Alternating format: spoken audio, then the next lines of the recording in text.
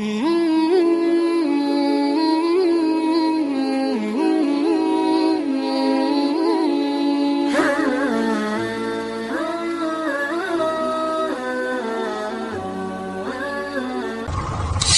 hidup seseorang dibentuk oleh keyakinan yang dimilikinya.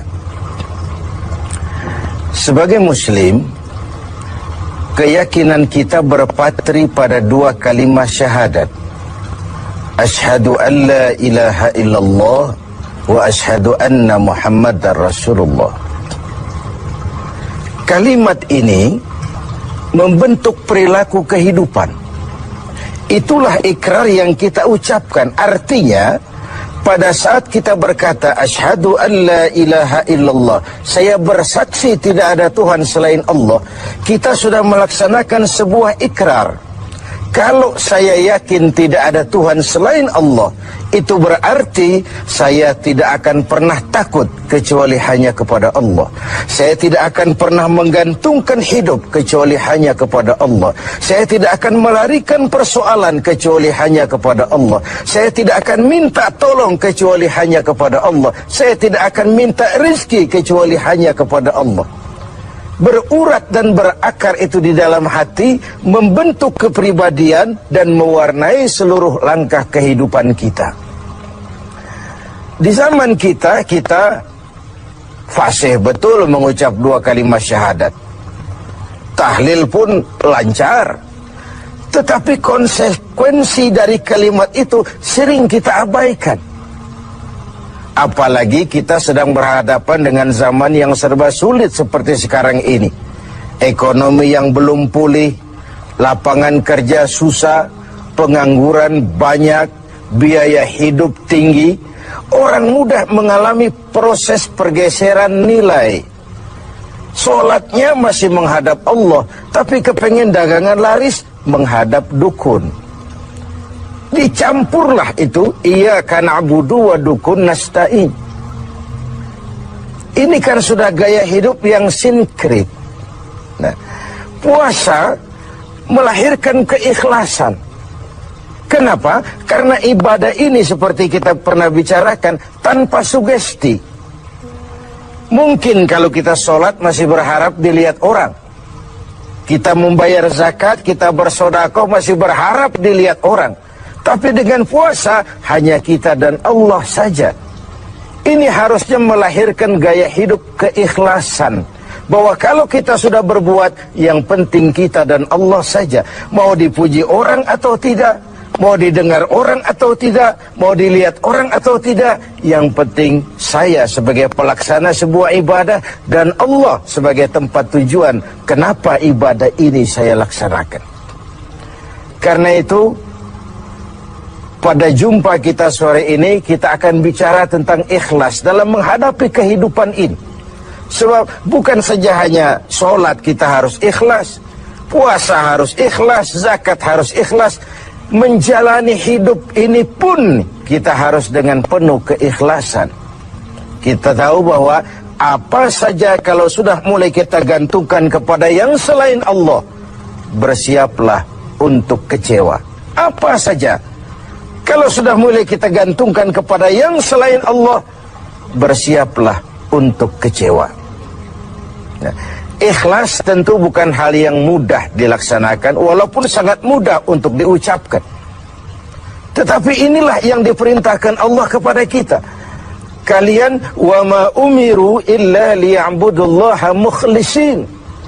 Kalian tidak diperintahkan kecuali hanya menjadi penyembah Allah yang penuh keikhlasan. Penyembah Allah yang berangkat dari semangat keikhlasan. Saya ingin mengungkap apa yang pernah disampaikan oleh Imam Al-Ghazali tentang keikhlasan ini. Beliau menyatakan, An-nas kulluhum mauta illa al-alimun wal-alimuna niyamun illa al-amilun wal-amiluna mughtarruna illa al-mukhlisun. Manusia, kata Al-Ghazali, pada dasarnya mati, kecuali orang yang berilmu. Orang yang berilmu walaupun dia hidup, tidur, kecuali yang mengamalkan ilmunya. Dan orang yang mengamalkan ilmunya, banyak yang tertipu, kecuali yang ikhlas di dalam mengamalkannya.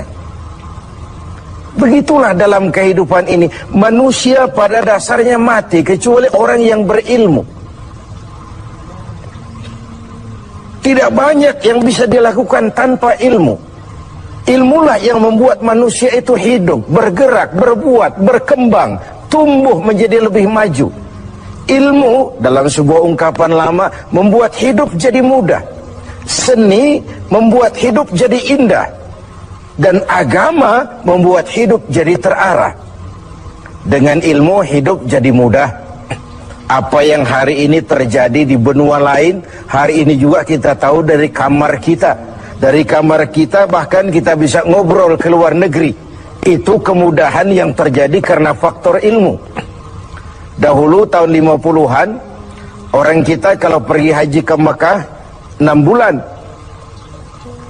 Kita sudah lupa dia baru pulang 6 bulan.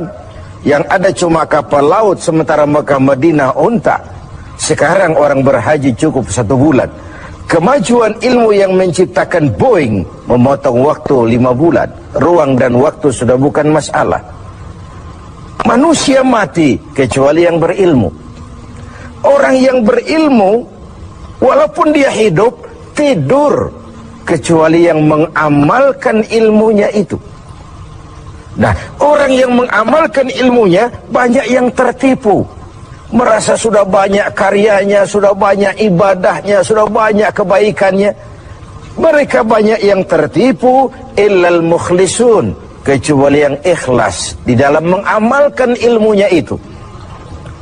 Ikhlas itu, itulah roh dari amal yang kita kerjakan.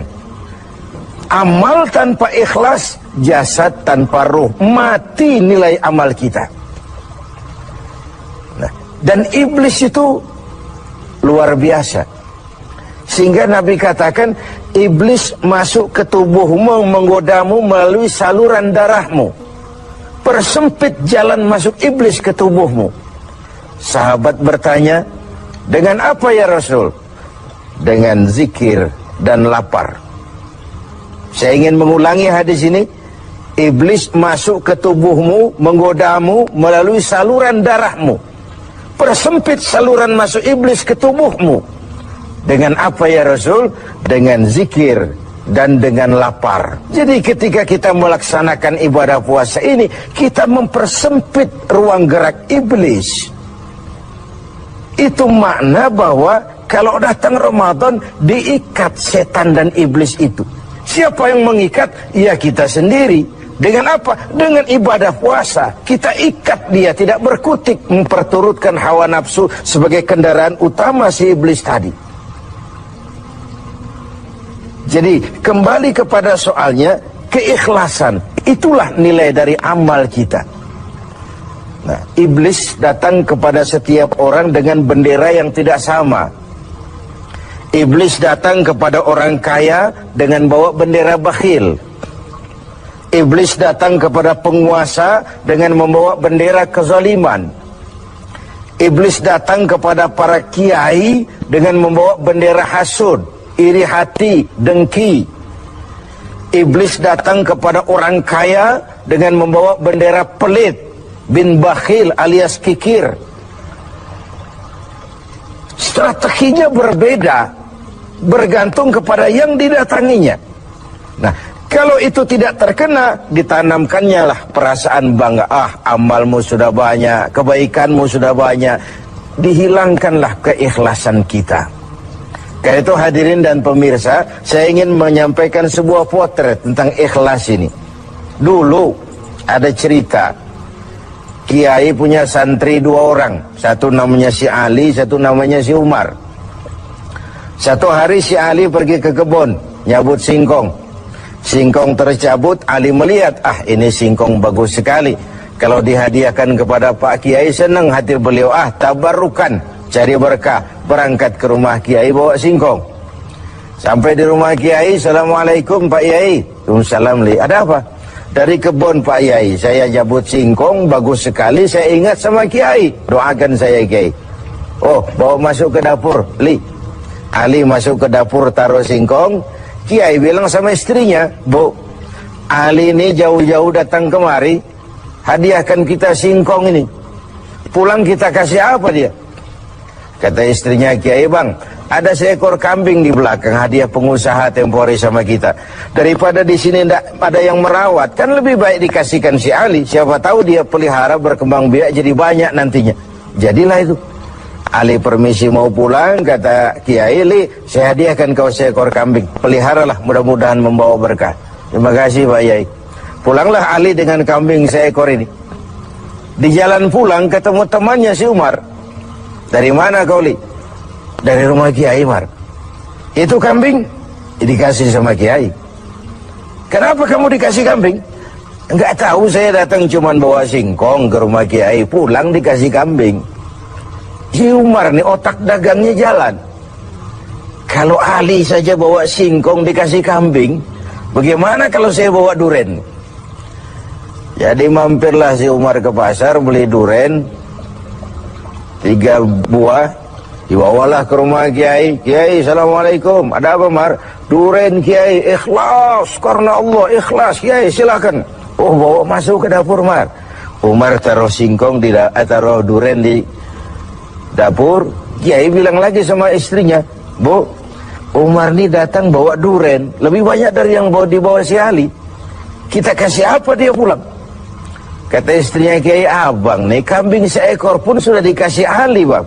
Sudah nggak ada apa-apa lagi di rumah. Gitu ya? Iya. Jadi macam mana?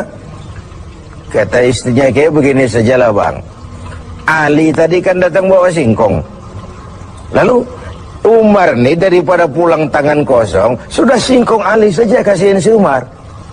Begitu. Iyalah. Ya jadilah. Umar permisi mau pamit pulang, kata Kiai, Mar, ada singkong, kamu bawa pulanglah, saya hadiahkan sama kamu, rebus, mudah-mudahan bawa berkah buat kamu. Pulanglah si Ali bawa singkong nih kan. Jadi ini sebuah potret betapa si Ali yang ikhlas bawa singkong dapat kambing. Umar nih yang punya target bawa duren 3, pulang dapat singkong. Nah, jadi ini sebuah cerita bahwa apa saja kalau sudah kita mulai bukan karena Allah, bersiaplah untuk kecewa.